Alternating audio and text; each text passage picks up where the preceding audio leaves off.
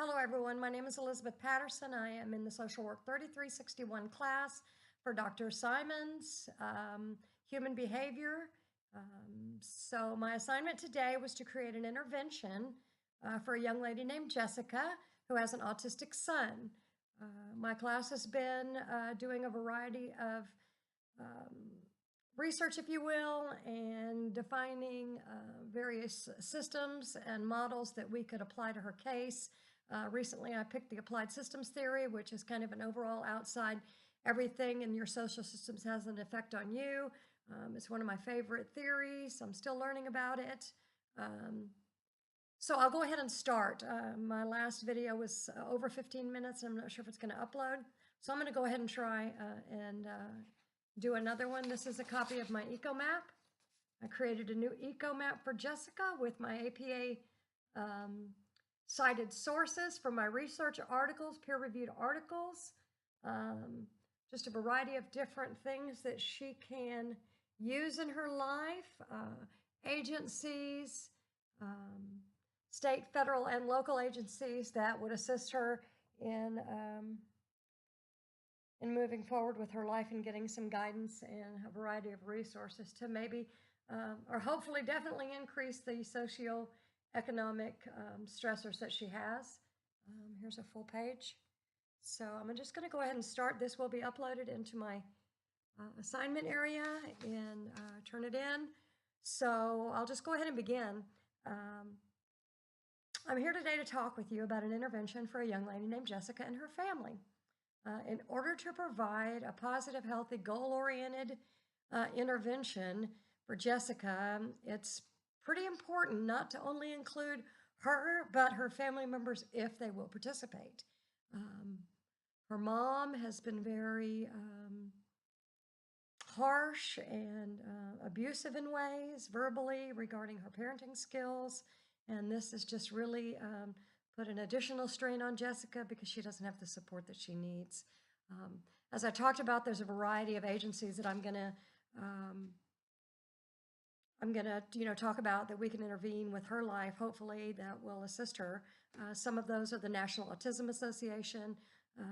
Locally in Houston, there is an organization called the ARC. They are nationwide. Houston Area Women's Center is another one. Family Services of Greater Houston. Texas WorkSource, Social Security Disability for John. There's just family counseling. DePelchin's Children's Center offers family counseling in the home. Hopefully you can get mom to participate. Big Brothers Clubs of America, as well as YMCA, have reduced rates for indigent and low-income families. Oftentimes these are even included in your insurance package for these kids. Let's see, they have state-funded daycare through Health and Human Services. WorkSource provides job skills, variety of things that I'll talk about through this case. So let me just go ahead and finish. Let's see, in our last discussion of Jessica, we looked at the applied social systems theory, her prior stressors and barriers.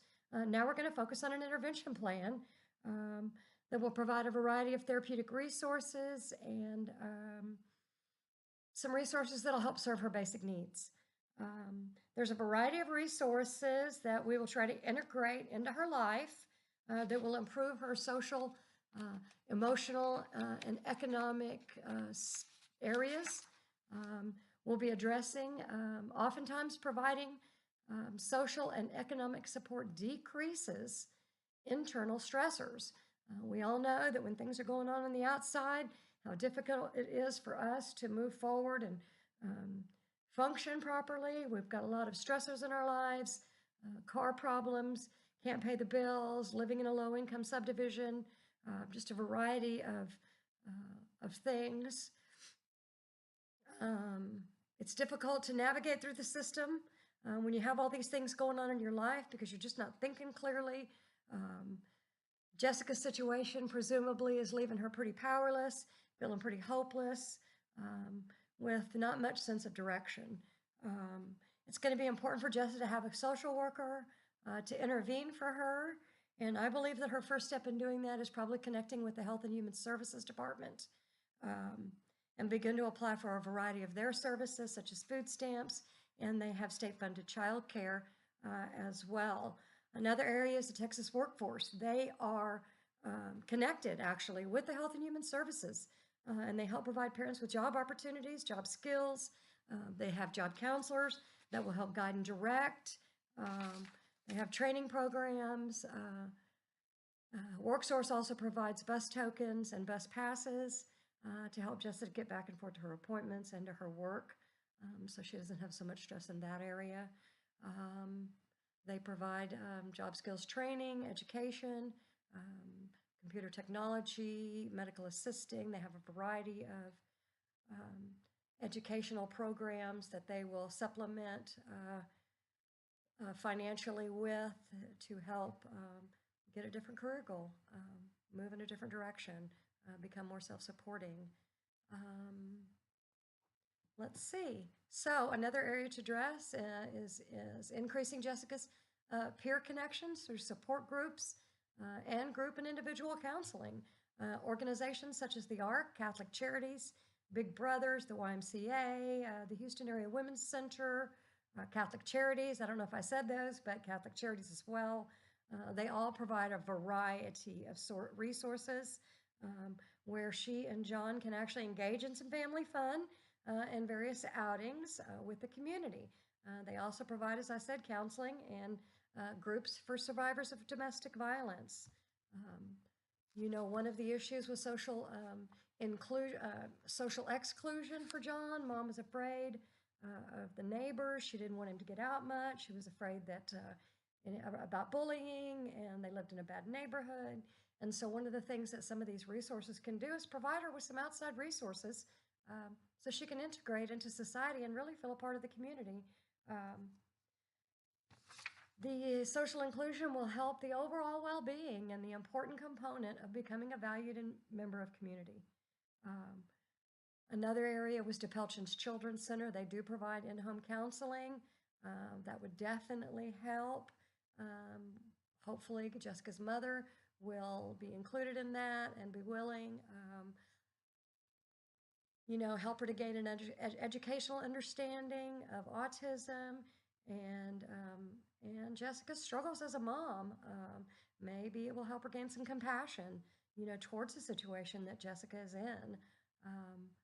It is important for willingness in Jessica's mom's case to be willing just to even participate to maybe help the family build.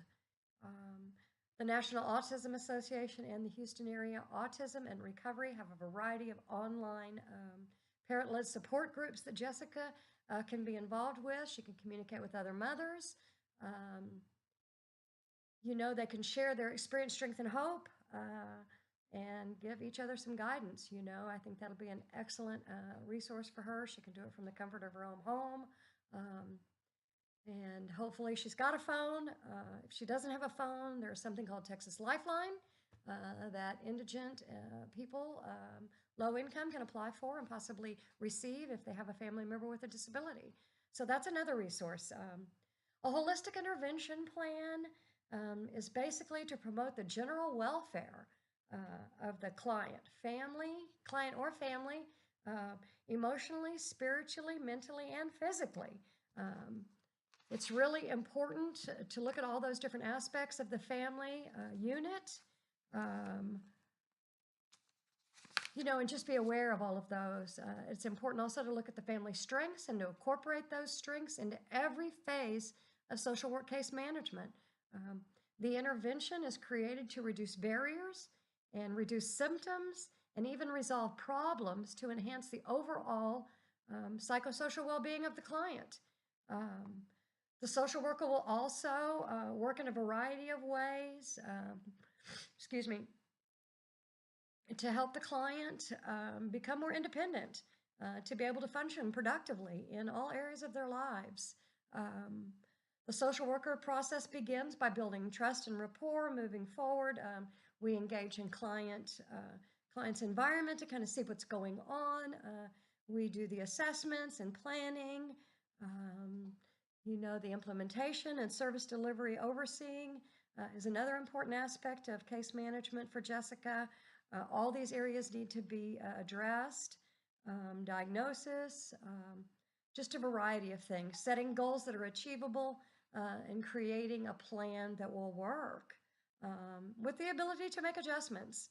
Um, we've reviewed Jessica's strengths in the previous post, which I talked about, and we can see that through this plan, Jessica will hopefully increase personal self-esteem and emotional balance.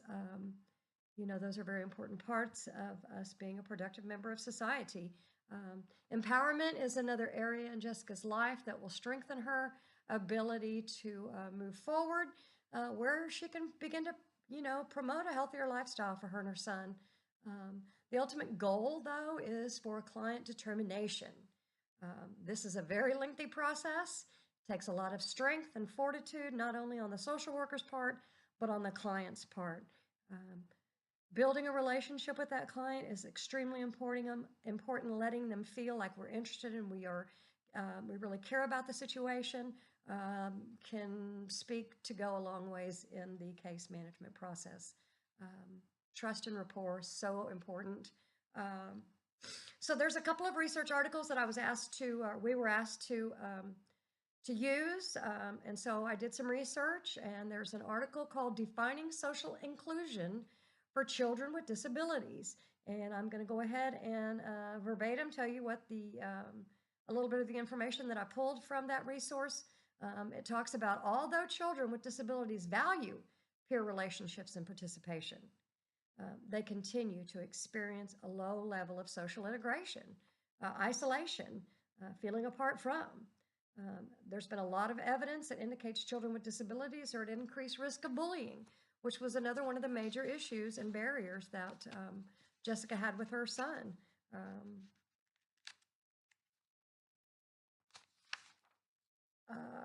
All right, so another thing that I wanted to mention was that oftentimes when bullying and social exclusion, even in separate constructs, both of them result in negative effects for the kids experiencing them. Disabled children just experience a lot of social disclusion. Another article I wanted to talk about was from The Influence of Parental Self-Efficacy and Perceived Control on the Home Learning Environment. And basically what that means is that if a parent feels like they are able to effectively provide the needs, basic needs, additional needs, school needs, all of the needs, if we feel like we are effectively able to manage those areas and that we have some control in our lives, we actually, of course, are better parents. How we think that we're doing is also very important. What we perceive ourselves to be or not be can be very detrimental or important to strength building and moving forward and creating a positive lifestyle for our families and children.